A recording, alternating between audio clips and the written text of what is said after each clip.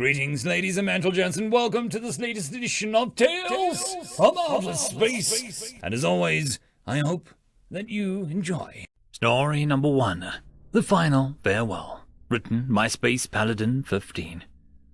The last sands in the hourglass of the universe were falling, with a grim finality.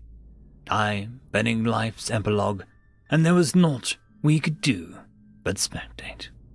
The multitude of stars that spanned the night sky had vanished long ago, as the universe expansion outspaced the speed of light. Generations were raised in darkness, knowing the heavens only as a cold, empty expanse. Not even our sun remained in the sky. It had gone over long ago.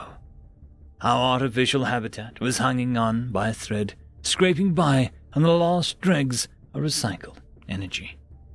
My role as gatekeeper was a ceremonial role inherited from my ancestors. Space travel had become a rarity in this era. The energy needed for the hyperdrive was wasteful.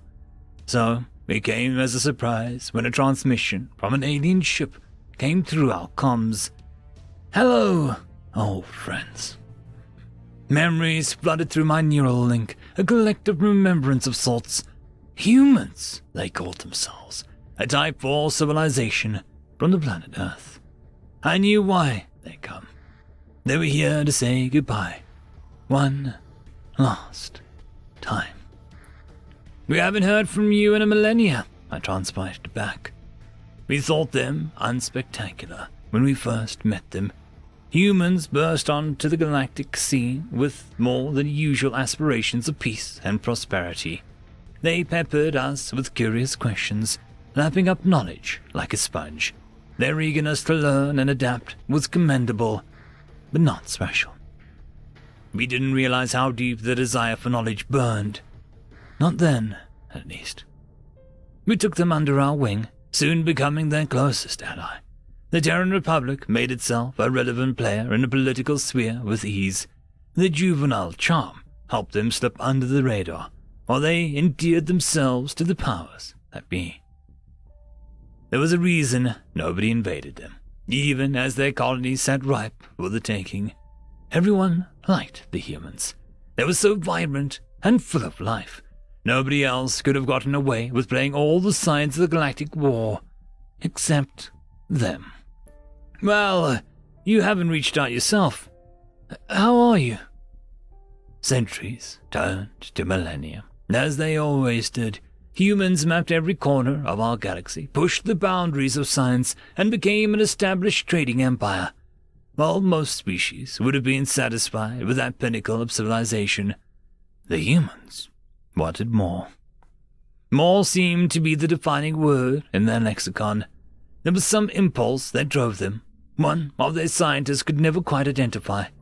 It was not their craftiness that helped them ascend, but their stubbornness. Even with FTL travel, the amount of time and effort it would take to explore the universe was staggering. But the humans were not content with our little corner of reality and pressed ever further into the final frontier. Generations discarded their lives to expansion, knowing full well that they would never see the results of their labor. We miss the old days. We miss our home, I answered. We miss you. The strange humans were others saw impossibility. They saw a challenge, yet unsolved.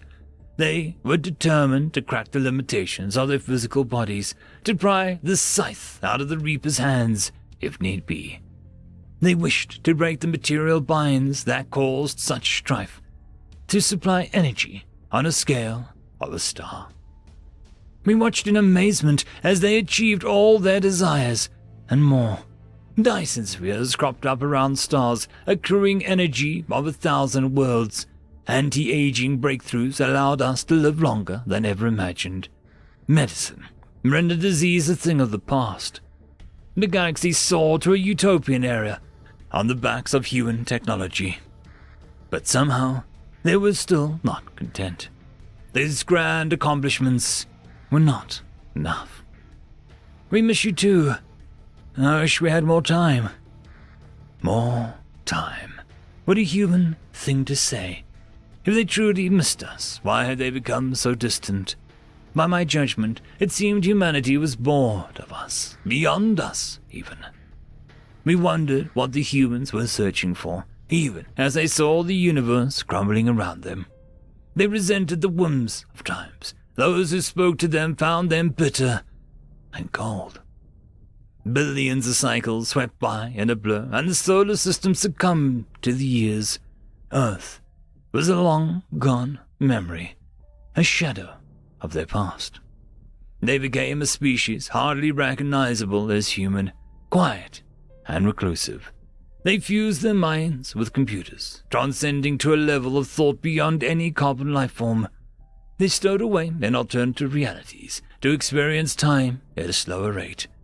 It was their way of prolonging the inevitable, packing an eternity into a single second. And despite their best efforts, time caught up to humanity all the same. Why did you leave us, humans? I guessed the answer before their reply came through. They were a species that was fundamentally unhappy. No matter what goals they achieved, the satisfaction never lasted. Reality never lived up to the dreams inside their heads. We were looking for a purpose. Staring out at the lifeless void of space, I thought I understood. We saw the universe now, as the humans always did, as a futile race against time, where all accomplishments eventually meant nothing. From the beginning, they lived with a constant awareness of their mortality, their pressing knowledge that we were destined to die and be forgotten, that the blip of our universe would be washed out by permanent heat death, entropy, an endless nothing. The humans wanted to be more than nothing. Did you find what you were looking for? It was right in front of us, the entire time. What did that even mean? Why did they speak in riddles? If the humans had discovered the meaning of life, I wanted to know. It was the least they could do, as a final farewell to an old friend. They had to have some solace hidden amidst their existential dread. I don't understand. You don't have to. We know what we must do, what we were destined to create. This time, we'll get it right. End of story. Story number 2. Warning, avoid humans. Written by Nick Graydon. Report FCR 21S368/0-55. Agent Lee Zentile, Myanmar. SSO number 371292. Observational Study Summary. Special Species Observation Agent 55 was sent to monitor native species in natural habitat prior to galactic contact. As previously noted, this intelligent race had not developed the function to allow psychic or even empathic communication, a first among a species so technologically advanced.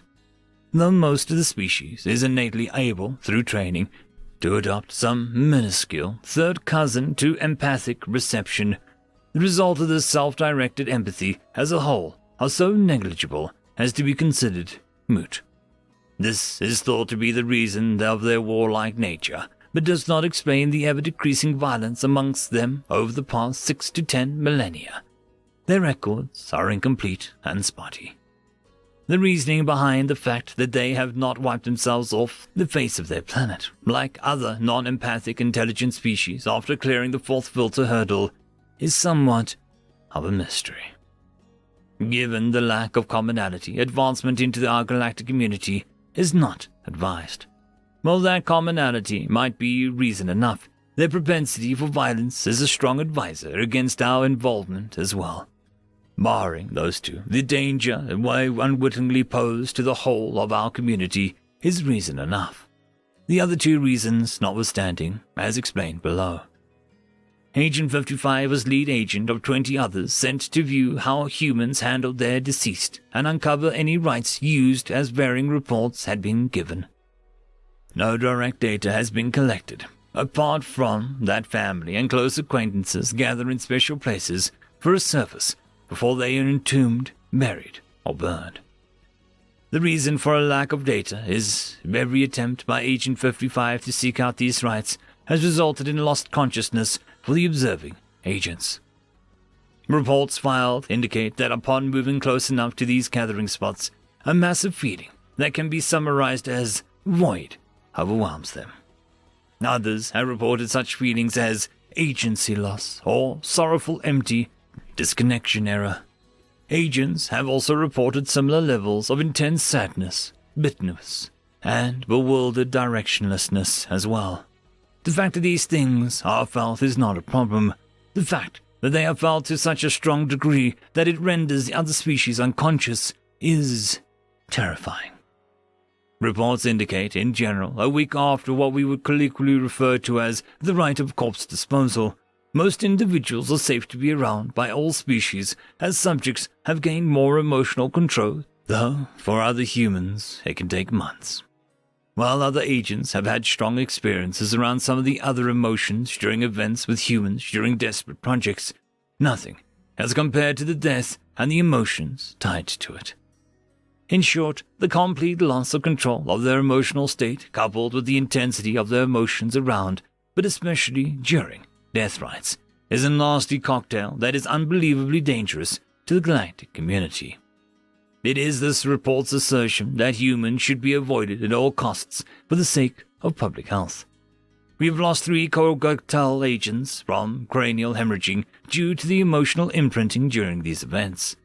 How such a species can survive through such a torrent of devastating emotional carnage is unknown, and a study into it not worth the danger of research.